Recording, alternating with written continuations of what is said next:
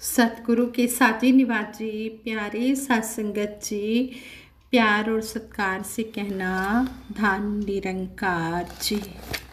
सत्संगत जी, सबसे पहले सतगुरु माता जी का शुक्राना करते हैं जिन्होंने हमें भक्ति करने का ढंग सिखाया है। संपूर्ण अवतार वाणी में भी शहंशाह बाबा अवतार सिंह जी महाराज ने कहा है, गुरु दिखावे गुरु मनावे, गुरु ही प्यार सिखांदा है, बिन गुर भक्ति मूल ना हुए, जो करता पछतांदा है। सतगुरु ही हमें इस तरह भक्ति करने के तरीके भी बता रहे हैं कि किस तरह हमने प्यार करना है, किस तरह हमने उठना बैठना चलना फिरना अपना व्यवहार करना है। और कहते हैं कि प्रार्थना का महत्व।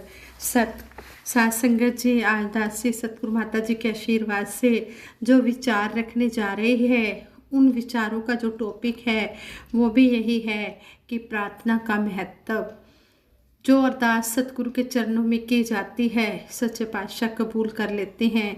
इस अरदास में बड़ी शक्ति होती है। इसलिए हम ये नहीं कि जब कोई दुख मुसीबत आई तभी हमने प्रार्थना करनी है, नहीं, हमने हर पल सतगुरु की प्रार्थना करनी है। प्रार्थना मीन्स सिमरन। हर समय हमने सिमरन को इम्पोर्टेंस देनी है। हर समय हम सिमरन कर सकते हैं, उठते बैठते चलते फिरते सोते जागते हर पल सिमरन कर सकते हैं। सिमरन में कोई भी बंधन नहीं है। कहते हैं कि मानव जीवन में आदिकाल से ही प्रार्थना का विशेष महत्व रहा है। मानव अपने जीवन के कल्याण के लिए निरंकार दातार से प्रार्थना करता आ रहा है। मानव अपने कार्यों के सफल होने के लिए सबसे पहले प्रार्थना के माध्यम से अपने ईश्वर के प्रति अपने आप को समर्पित करता है। रामचरितमानस में भी ऐसा वर्णन आता है कि लंका जाने के क्रम में पहले प्रभु श्री राम जी ने समुंदर से विनयपूर्वक रास्ता मांगा, लेकिन 3 दिन बीत जाने पर भी जब समुंदर ने रास्ता नहीं दिया तो अनुज लक्ष्मण कहते हैं कि अग्नि बाण मारकर समुंदर को सुखा दीजिए। अनुज लक्ष्मण जी भाई अपने बड़े भाई श्री राम जी से कहते हैं कि अग्नि बाण मारकर आप समुंदर को सुखा दीजिए। तब समुंदर प्रकट होकर भगवान से प्रार्थना करता है, भगवान श्री राम जी से प्रार्थना करता है कि ऐसा नहीं कीजिए, नहीं तो समुंदर के सभी जीव जंतु प्राण रहित हो जाएंगे, मर जाएंगे। हाँ संगत जी, उन्होंने प्रार्थना की और भगवान तो बड़े दयालु होते हैं, भगवान ने प्रार्थना स्वीकार कर ली। कहने का भाव कि प्रार्थना में बड़ी शक्ति होती है। महाभारत काल में भी भरी सभा में जब दुशासन द्वारा द्रौपदी का चीरहरण हो रहा था, उस समय अपनी लाज की रक्षा के लिए द्रौपदी ने निरंकार दातार से प्रार्थना की और द्रौपदी की लाज बच गई। इसी तरह कहते हैं कि हाथी को ग्राह्य ने जब ग्रसित कर लिया तो उस समय हाथी ने अपनी प्राण की रक्षा के लिए परमात्मा से समर्पण भाव से प्रार्थना करके अपनी जान बचाई। स्कूलों में भी हर रोज डेली क्लास शुरू होने से पहले, पठन पाठन शुरू होने से पहले जीवन सफल हो, इसके लिए बच्चे सामूहिक प्रार्थना करते हैं। सत्संगत जी, हम बचपन से ही देखते आ रहे हैं कि नाटकीय मंच पर कलाकारों की सफल प्रस्तुति के लिए मंडली द्वारा भी प्रार्थना की जाती है। हर मानव को जीवन यात्रा के अंतिम सोपान तक पहुंचने के लिए प्रार्थना कर अपने इस मानव जीवन को सफल बनाना चाहिए। अपनी प्रार्थना के भाव को रखते हुए भगत जन समर्पित भाव से प्रभु को ही सब कुछ मानते हुए कहते हैं, तुम ही हो माता पिता, तुम ही हो बंधु सखा, तुम ही हो। यह सच्चे पातशाह, आप ही हमारे माता हो, आप ही हमारे पिता हो, आप ही हमारे भाई बंधु सखा हो। कई बार ऐसा होता है कि हम अपनी चिंता करते हुए अपनी चिंता में इतना खो जाते हैं और सवालों के महाजाल में हम खुद को इस कदर उलझा लेते हैं कि वहाँ से निकलना ही मुश्किल हो जाता है। ये ऐसे क्यों हो गया, वैसे क्यों हो गया, अब क्या होगा, कैसे ठीक होगा, क्या करूं, कुछ समझ में नहीं आता, वगैरह वगैरह। हम इन प्रश्नों में उलझ जाते हैं। इस तरह हम अपना सुख चैन खोने लगते हैं। फिर अचानक एकदम से हमें ध्यान आता है, प्रभु का, सतगुरु का सिमरन करते हैं और अपनी सारी चिंताओं को, सारे सवालों को हम पूरे विश्वास के साथ सतगुरु निरंकार के चरणों में अर्पित कर देते हैं। ये सिमरन जो हमें सतगुरु ने बताया है कि हमने इस निरंकार का सिमरन करना है। फिर जब हम सिमरन करते हैं तो सब कुछ ठीक हो जाता है। फिर ऐसा लगता है कि हम बिल्कुल खाली हो गए हैं, एकदम से हल्कापन महसूस होता है।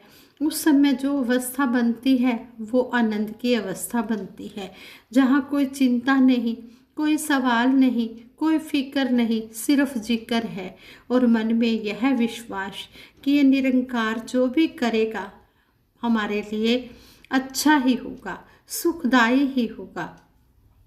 अक्सर हम गीत में भी बोलते हैं कि मन जुड़ेगा जितना, सुख पाओगे उतना। जितना ज़्यादा हम अपने मन को इस निरंकार से जोड़ेंगे उतना ज़्यादा हमें सुख मिलता चला जाएगा। और जितना ज़्यादा इस मन को हम दुनिया में जोड़ेंगे उतनी मन में बेचैनी बढ़ती चली जाएगी। सतगुरु हमें समझाते हैं कि हमने जिस तरह हाथी संसार में अपनी मस्त चाल में चलता है, वो बिल्कुल भी ध्यान नहीं देता कौन क्या कर रहा है, किधर जा रहा है, किधर से आ रहा है। इसी तरह हमने भी इस संसार के माया जाल में रहना है, लेकिन रहते हुए हमने अपनी जो लीव है इस मायापति निरंकार से लगा कर रखनी है। कोई कुछ भी बोल रहा है, कह रहा है, हमने अपना ध्यान इस निरंकार में लगा कर रखना है। हमने किसी की बातों में नहीं आना, हमने अपने विश्वास को डुलायमान नहीं होने देना। अगर हम अपने विश्वास को डुलायमान कर लेंगे तो फिर मन में बेचैनी बेचैनी बढ़ती चली जाएगी। और अगर हम हाथी की तरह मस्त चाल चलेंगे तो फिर हमें सुख ही सुख, आनंद ही आनंद मिलता चला जाएगा। आवश्यकता ये है कि जो हो रहा है हम उसे होने दें। सब इस निरंकार का अपना खेल है। हम बस अपने कर्तव्यों को ध्यान में रखते हुए इस सतगुरु निरंकार में अपनी सच्ची आस्था रखें, विश्वास रखें। क्योंकि फिक्र करे सो बावरा, जिक्र करे सो साध। उठ फरीदा जिक्र कर, तेरी फिक्र करेगा आप। जब हम सतगुरु के आगे अपने आप को सरेंडर कर देते हैं, अपनी चिंताएं हम सतगुरु के आगे बता देते हैं, तो इस सतगुरु निरंकार अपने आप उन चिंताओं को सोल्व करने के लिए हमारी चिंता करता है। हमने तो सिर्फ चिंतन करना है, हमने तो सिर्फ जिक्र करना है। फिक्र ये आप करेगा।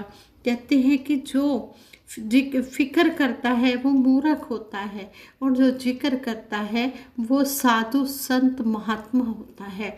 वो परमात्मा के ऊपर अपने आप को समर्पित कर देता है। इस तरह हमने हर हाल में प्रार्थना करनी है, सच्चे दिल से करनी है।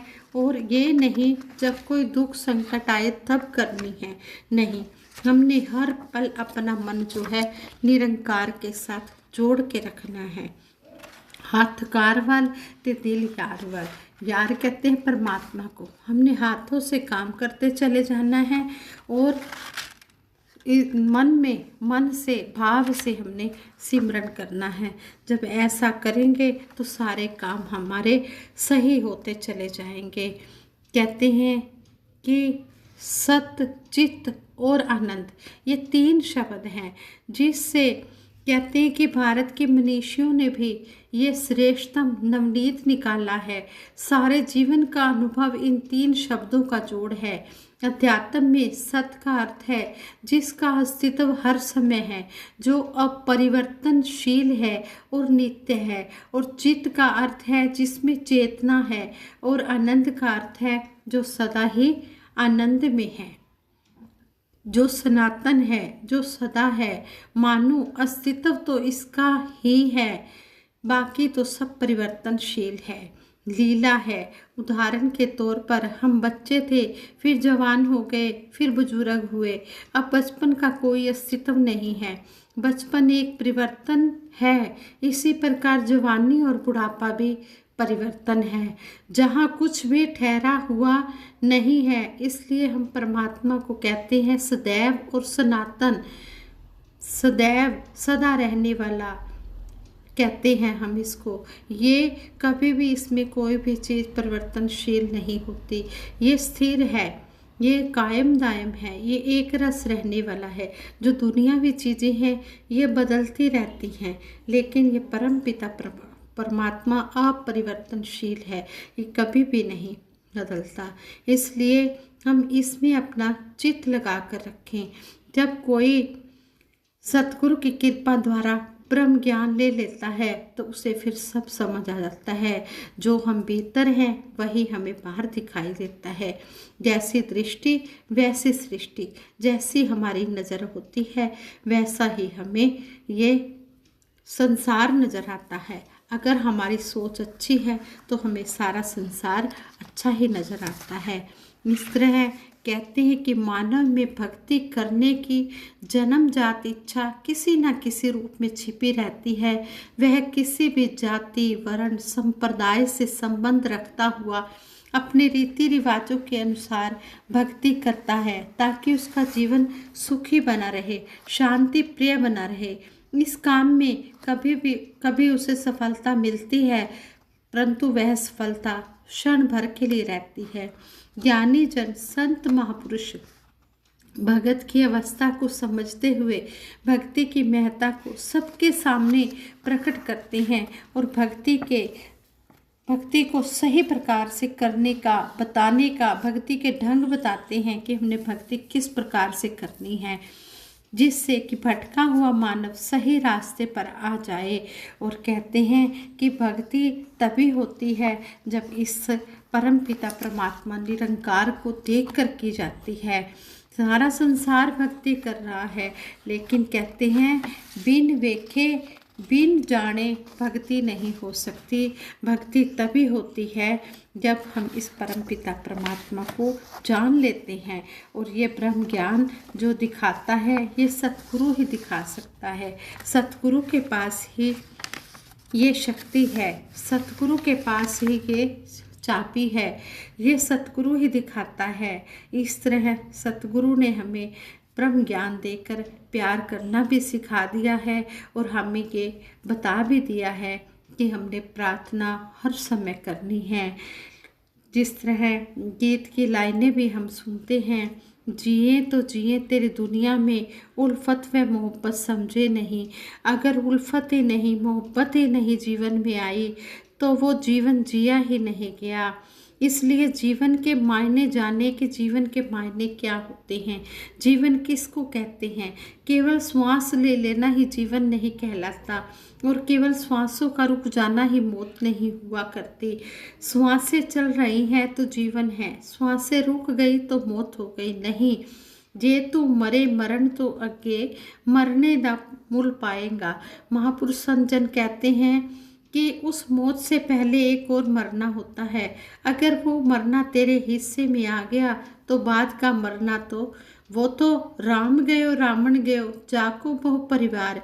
वो मौत तो हर किसी के साथ है, वो तो राम को भी नहीं बख्शती है और रावण तो फिर रावण है ही।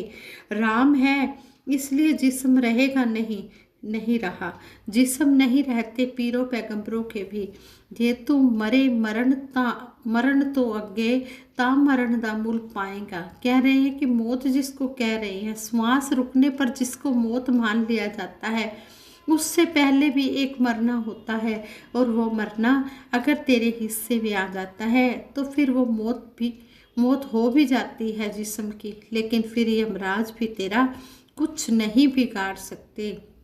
इसलिए हम सतगुरु सच्चे पातशाह के बहुत ही शुक्रगुजार हैं कि सच्चे पातशाह ने हमें ब्रह्म ज्ञान दिखाया, हमारे जन्म मरण के बंधनों को काटा है और हमें मुक्ति का रास्ता बताया है। हमने अंतिम सांसों तक सतगुरु के चरणों में सेवा सिमरन सत्संग करते चले जाना है, तभी हम मुक्ति के हकदार हो सकते हैं।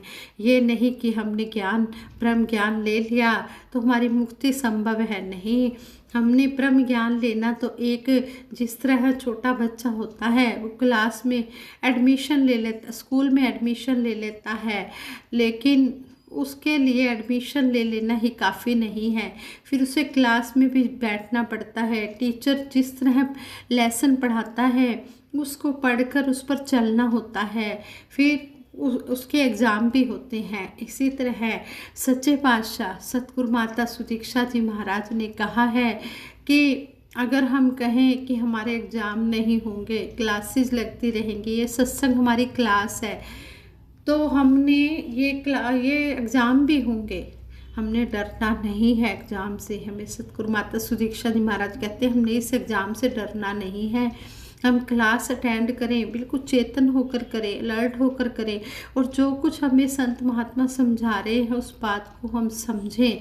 हमारे एग्ज़ाम भी होंगे, उस एग्ज़ाम में हमने सफल होना है। सफल तभी होंगे जब हम सतगुरु की क्लास अटेंड करेंगे, सतगुरु की क्लास में बैठेंगे, आप संतों महापुरुषों के वचन श्रवण करके उन पर कर्म करेंगे। कर्म करने से बात बनेगी, फिर हम मुक्ति के भी हकदार हो जाएंगे। सच्चे पातशाह आप जी ने जो ब्रह्म ज्ञान बख्शा है ये साथ संगत माँ बख्शी है। सच्चे पातशाह इसी तरह सतगुरु निरंकार साथ संगत माँ का आशीर्वाद हम सबको मिलता रहे और हम इसी तरह आप जी के चरणों में जुड़े रहें। कहते हैं जिस तरह कहा है, अभी तो नाव समुंदर में ना जाने क्या होए।